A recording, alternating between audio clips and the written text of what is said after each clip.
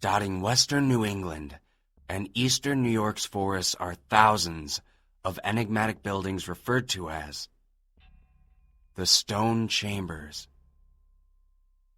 Paid little attention to by mainstream academia, these omnipresent structures appear to have been part of the landscape for at least as long as humans have lived in the region.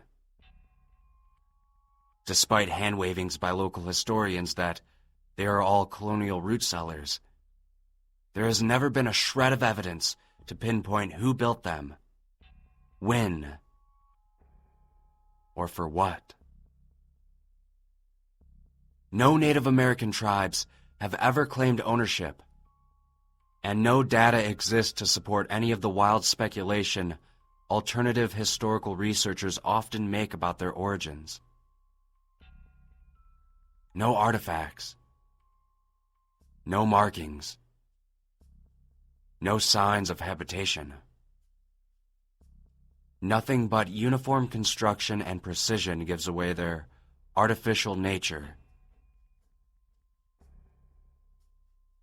A small body of folklore and anecdotes has sprung up around the structures to fill the vacuum of verifiable information. In May of 1988, Frank Mullen and his son spent a weekend fishing and camping in Fawnstock State Park, Dutchess County, New York.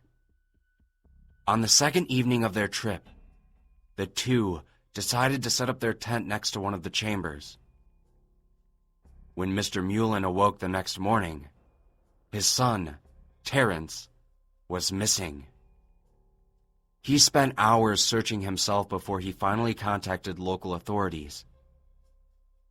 No sign of the boy was found in the surrounding area, and teams combing the entire length of the park found nothing. The only piece of evidence ever discovered baffled police.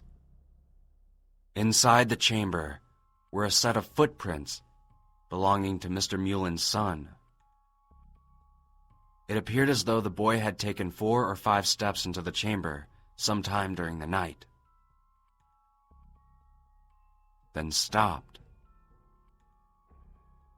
What unsettled the investigators was not just that no prints heading out of the chamber were found, but that a set of large, unidentifiable tracks were discovered starting from the back of the chamber and meeting Terrence's.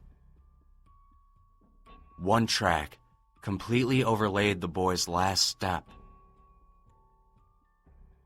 The strange footprints were never positively identified, and no proper explanation was ever given for them. Terrence Mullen is still missing. Many counties and municipalities have made it illegal to destroy or modify any of the chambers. These laws appear to never have passed for any historical preservation reasons. Most have been on the books for hundreds of years and often explain themselves as ensuring the safety of the local populace from outside harm. Many have reported severe vertigo and disorientation when spending extended periods inside a chamber. Some claim to feel eyes upon their back when facing away from an entrance.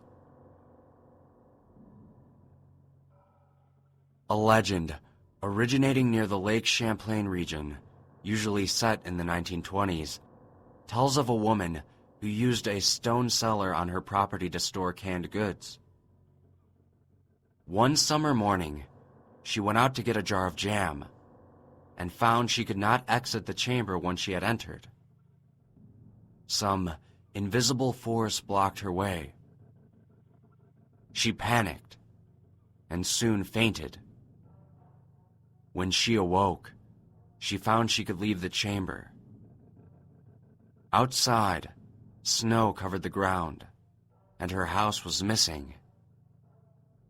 The trees are said to have looked very wrong. When she wandered down a wooded trail where her street should have been, she saw dozens of stone chambers lining the path. From inside of them, came horrible gnashing sounds. Scared out of her wits, she ran back to the chamber she had awoken in and huddled inside until she passed out from exhaustion. She was found by her husband some interminable time later. She asked him how long she had been gone.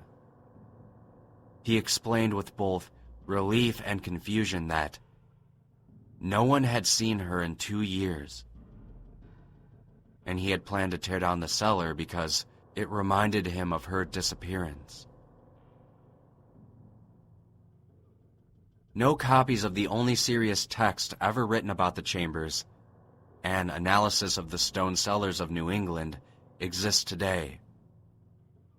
Only a few mentions in some historical quarterlies and a single quotation in a Massachusetts newspaper are all that's left. Written by an anonymous author in 1919, the book was apparently a dense, academic piece describing a number of physical and mathematical properties expressed in the chamber's architecture which related to ether physics. The final section of the tome postulated that the chambers acted as conduits for ether energy, which could be tuned to view the outside. These would appear to be the reasons the book garnered negative attention from the academic world at the time, as Einsteinian physics were coming into vogue. The word returning is often associated with the chambers, though the origin of this connection has never been discovered. Despite the strange, ominous stories surrounding the stone chambers, those who have lived around them for generations seem to, for the most part, ignore them. When reminded of the chamber's lore, locals of the region will often dismiss the stories as superstitious nonsense. You would be hard-pressed, though, to find someone willing to spend a night alone in one of the stone chambers.